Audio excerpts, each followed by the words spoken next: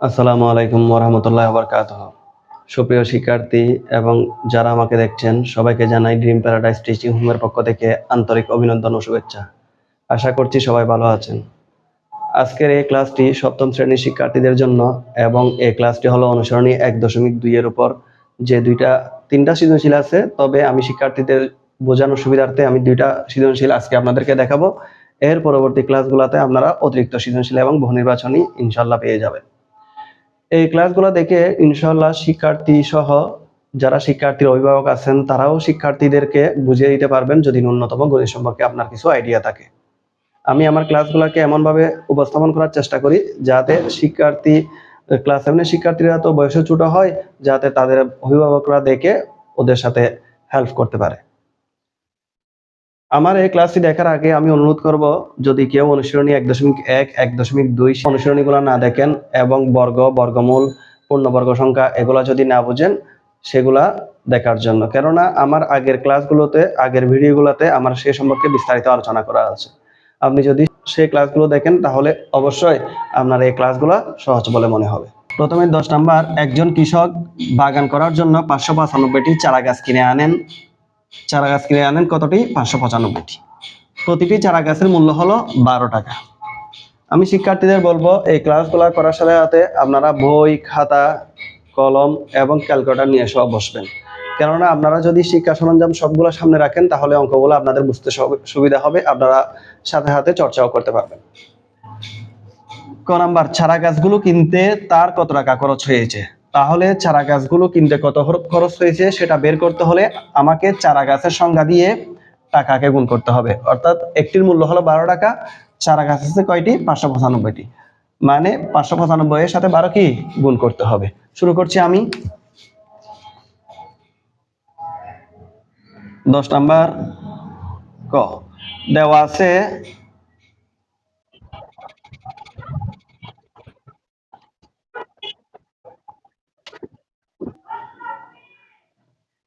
চারা গাছের সংখ্যা হলো কতটি? 595টি, এবং প্রতিটি চারা গাছের মূল্য হলো কত টাকা করে? 12 টাকা করে। সুতরাং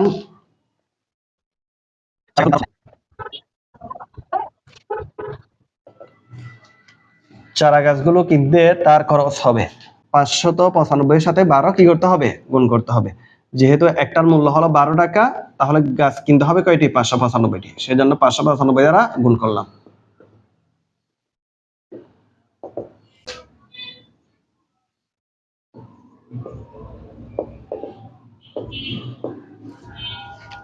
$7,140 টাকা। উত্তর 7,140 টাকা। এটা হলো এই প্রশ্নের জন্য সমাধান।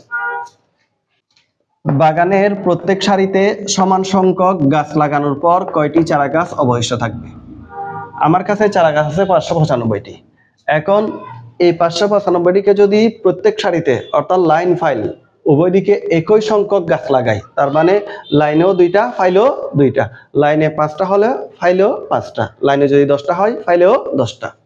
এভাবে যদি হয়, আমি 595টা চারা গাছ লাগাইলে আর কয়টি চারা গাছ অবশিষ্ট থাকবে? আমরা তো জানি 595 নিশ্চয়ই পূর্ণবর্গ সংখ্যা না। পূর্ণবর্গ সংখ্যা কাকে বলে? যে সংখ্যার বর্গমূল হয়। তাহলে 595কে যদি আমি বর্গমূল করি নিশ্চয়ই কিছু অবশিষ্ট থাকবে। প্রশ্ন হলো যে কয়টি চারা গাছ অবশিষ্ট থাকবে? খ নাম্বার,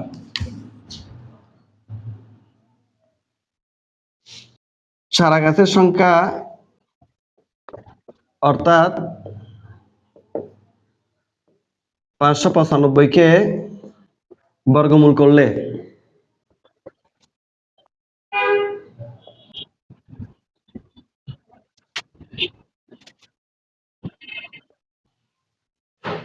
চারা গাছের সংখ্যা অর্থাৎ 595কে বর্গমূল করলে যা অবশিষ্ট থাকে তাই অবশিষ্ট চারা গাছের সংখ্যা। অর্থাৎ আমাকে ভাগ প্রক্রিয়ার মাধ্যমে বর্গমূল নির্ণয় করতে হবে। আমরা তো জানি বর্গমূল কিভাবে করে ভাগ প্রক্রিয়ার মাধ্যমে, সেটা হলো, তারপর আমি বলে দিচ্ছি, জোড়ায় ডান দিক থেকে আসতে হবে। এটা হলো 5 একা সংখ্যা, তাহলে একা সংখ্যার উপর বর্গমূল করতে হবে। 5-এর চেয়ে ছোট পূর্ণবর্গ সংখ্যা হলো 4, তাহলে 4-এর বর্গমূল হলো 2। 4-এর বর্গমূল কত? 2। 2 দুগুণে 4, আর তাকে 1 এখন 2 এর দ্বিগুণ নিতে হবে। 2 এর দ্বিগুণ হলো কত? 4। এখানেও 4 বসালাম, এখানেও 4, তাহলে তাকে কত? 176। কিভাবে? 44 এর সাথে 4টা কি করতে হবে? গুণ করতে হবে, বিয়োগ করলে তাকে আর 19। এই 19 হলো অবশিষ্ট চারা গাছের সংখ্যা। সুতরাং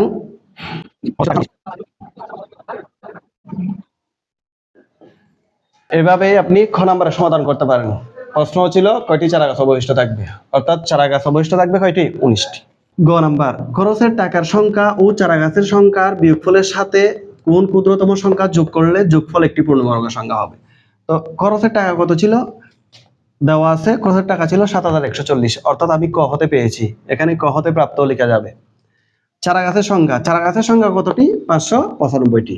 তাহলে এখন বিয়োগফল বের করতে হবে। বিয়োগ করলে 4, বিয়োগ করলে হয় 6545। তাহলে কোন ক্ষুদ্রতম সংখ্যা যোগ করলে যোগফল একটি পূর্ণবর্গ সংখ্যা হবে? তাহলে আমাকে ভাগ প্রক্রিয়া এটা বর্গমূল দেখতে হবে। ভাগ প্রক্রিয়া আমি এখন বর্গমূল করব।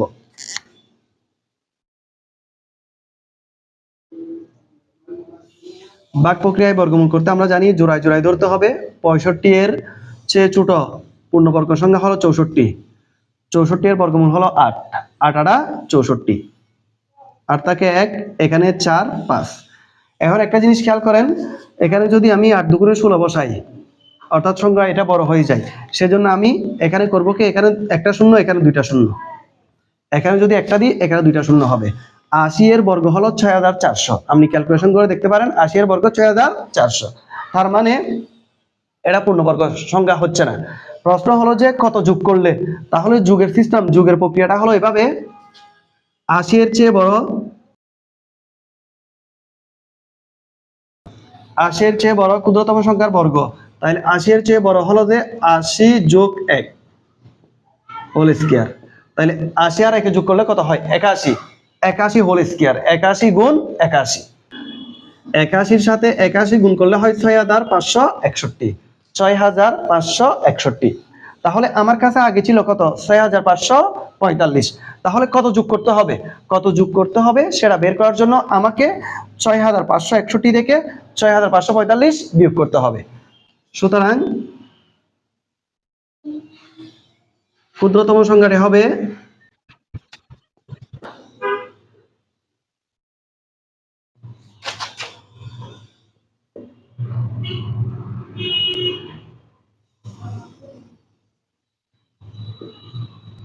6561 মাইনাস 6545। এখন বিয়োগ করেন, বিয়োগ করলে হয় 16, উত্তর 16। অর্থাৎ ক্ষুদ্রতম সংখ্যা 16 যোগ করলে সংখ্যাটি পূর্ণবর্গ সংখ্যা হবে। এবার 24 নাম্বার, একটি সৈন্য দলকে 6 7 8 সারিতে সাজানো যায় কিন্তু বর্গ আকারে সাজানো যায় না। অর্থাৎ কিছু সৈন্য সংখ্যা যাদেরকে আমি এক লাইনে 6 জন করলেও এটাকে সাজানো যাবে, এক লাইনে 7 জন করলেও সাজানো যাবে, আবার এক লাইনে 8 জন করলেও সাজানো যাবে, কিন্তু বর্গ আকারে সাজানো যাবে না। যেমন মনে করেন সেখানে 32 জন আছে, তাহলে এটাকে 8 লাইনে 8 জন করে সাজানো যাচ্ছে, এক লাইনে 8 জন করে, কিন্তু 6 জন করে হলে 32 জনকে সাজানো যায় না। তো এমন একটা সংখ্যা আছে যেটাকে 6 জন করেও সাজানো যাবে, 7 জন করেও সাজানো যাবে, আবার 8 জন করেও সাজানো যাবে, কিন্তু সেটা বর্গাকার নয়। প্রশ্ন হলো যে 8 এর গুণনীয়কগুলো লিখো। তাহলে ক নাম্বার, 8 এর গুণনীয়কগুলো হলো 1 2 4 ও 8। গুণনীয়ক বলতে কি বোঝায়? গুণনীয়ক বলতে কোন সংখ্যাকে যে সংখ্যাগুলো দ্বারা ভাগ বোঝায়, অর্থাৎ 8 এর উৎপাদক। 8 কে 1 দ্বারাও ভাগ যাবে, 2 দ্বারাও ভাগ যাবে, 4 দ্বারাও যাবে, 8 দ্বারাও যাবে। 8 এর গুণনীয়ক হলো 1 2 4 8। খ নাম্বার, এটা 24 নম্বরের অঙ্ক, আপনাদের বইয়ের 24 নম্বরের অঙ্ক।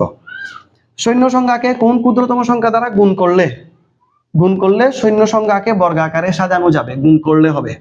তাইলে সৈন্য সংখ্যা মানে 6 7 8, এইটা সাজানো যে যায়, এটা নিশ্চয়ই একটা সংখ্যা আছে যে সংখ্যাকে 6 দ্বারাও ভাগ যাবে, 7 দ্বারাও ভাগ যাবে, 8 দ্বারাও ভাগ যাবে, অর্থাৎ সাজানো যাবে। তো এখন কিভাবে সেই সংখ্যাটা বের করব? সেই সংখ্যাটা বের করার সিস্টেম হলো, প্রক্রিয়া হলো, এই 6 7 8 এর লসাগু বের করতে হবে। 6 7 8 এর লসাগু বের করলে আমি সৈন্য দলে কতজন আছে, সৈন্য সংখ্যা কতজন আছে সেটা আমি বের করতে পারবো। ক 6, 7 ও 8 লসাগু হবে মোট সৈন্য সংখ্যা। মোট সৈন্য সংখ্যা আপনারা সৈন্য সংখ্যা বুঝে নিবেন। তাহলে 6, 7, 8 লসাগু নি। 6, 7, 8 লসাগু হলো, আমি এখানে রাফ করে দিচ্ছি, আপনারা রাফও করতে পারেন অথবা অন্য কোথাও থেকে এনে এটা লিখতে পারেন। 2 দিয়ে দিলে 3 বার, এদিকে 7 এদিকে 4, আর হয় না। তাহলে এখন গুণ করতে হবে 3 দুগুণে 6, 6 7 42, 4 42 হলো 168, অর্থাৎ লসাগু হলো 168, অর্থাৎ সৈন্য সংখ্যা হলো 168 জন। এই 168 এর সাথে ক্ষুদ্রতম সংখ্যা কত গুণ করলে সৈন্য সংখ্যাকে বর্গাকারে সাজানো যাবে, তাহলে কত গুণ করলে সেটা বের করার জন্য আমাকে মৌলিক গুণনীয়ক প্রক্রিয়ায় 168 কে ভাঙতে হবে। মৌলিক গুণনীয়ক প্রক্রিয়ায় এখন আমরা যদি 168 কে মৌলিক গুণনীয়ক প্রক্রিয়ায় ভাঙি, 2 দিয়ে ভাঙলে 84 বার, 2 দিয়ে ভাঙলে 42 বার, 2 দিয়ে 21 বার, 3 দিয়ে 7 বার। 2 দিয়ে যেহেতু আর যাচ্ছে না, 3 দিয়ে ভাঙছি, 3 7 21। এখন আমরা সেই আগের মতো লিখব। সুতরাং বর্গমূল 168 সমান, এই অঙ্কগুলো আমি অনুশীলনী 1.1 করিয়েছি। 1.1 এর 3 নম্বরে ছিল, 3 নম্বরে যেভাবে করছি সেভাবেই করব। তাহলে 2 গুণ 2 গুণ 2 7। এখন আমরা জানি কোন সংখ্যা পূর্ণবর্গ হতে হলে অবশ্যই সংখ্যাগুলো জোড়ায় জোড়ায় থাকতে হবে। এখন দেখতেছি 2 একবার জোড়ায় আছে কিন্তু একবার জোড়ায় নাই, 2ও জোড়ায় নাই, 3ও জোড়ায় নাই, 7ও জোড়ায় নাই। তাহলে আমরা লিখতে পারি, সুতরাং নির্ণেয় ক্ষুদ্রতম সংখ্যাটি হবে, আমি আপনাদের বোঝার সুবিধার্থে অঙ্ক তেমন বড় করতেছি না, আরো কয়েক লাইন লেখা যায়। ক্ষুদ্রতম সংখ্যাটি হবে, তো আমরা তো জানি, একটু আগেই জেনেছি, যারা জানেন না তাহলে জোড়ায় জোড়ায় থাকলে 2 লাগবে, আর কয়টা? আরেকটা। এখানে আছে একটা, লাগবে মোট 2টা, তাহলে আরেকটা। 3 একটা আছে, জোড়া করার জন্য আরেকটা লাগবে। 7 একটা আছে, জোড়া করার জন্য আরেকটা লাগবে। তাহলে 3 দুগুণে 6, 6 7 42, অর্থাৎ যদি আমি 168 কে 42 দ্বারা গুণ করি তাহলে সংখ্যাটি পূর্ণবর্গ সংখ্যা হবে। উত্তর 42। আশা করি বিষয়টা বুঝতে পারছেন। গ নাম্বার, ওই দলে কমপক্ষে কতজন সৈন্য যোগ দিলে সৈন্য দলকে বর্গাকারে সাজানো যাবে। লেখা হয়তো একটু অস্পষ্ট দেখা যাচ্ছে, লেখাগুলো ছোট ছিল, সেজন্য আপনারা বইটা যদি হাতে নিয়ে বসেন, সামনে বসেন, তাহলে আপনারা বিষয়টা বুঝতে পারবেন। আমি তো অঙ্ক এখানে সমাধান করে দিচ্ছি।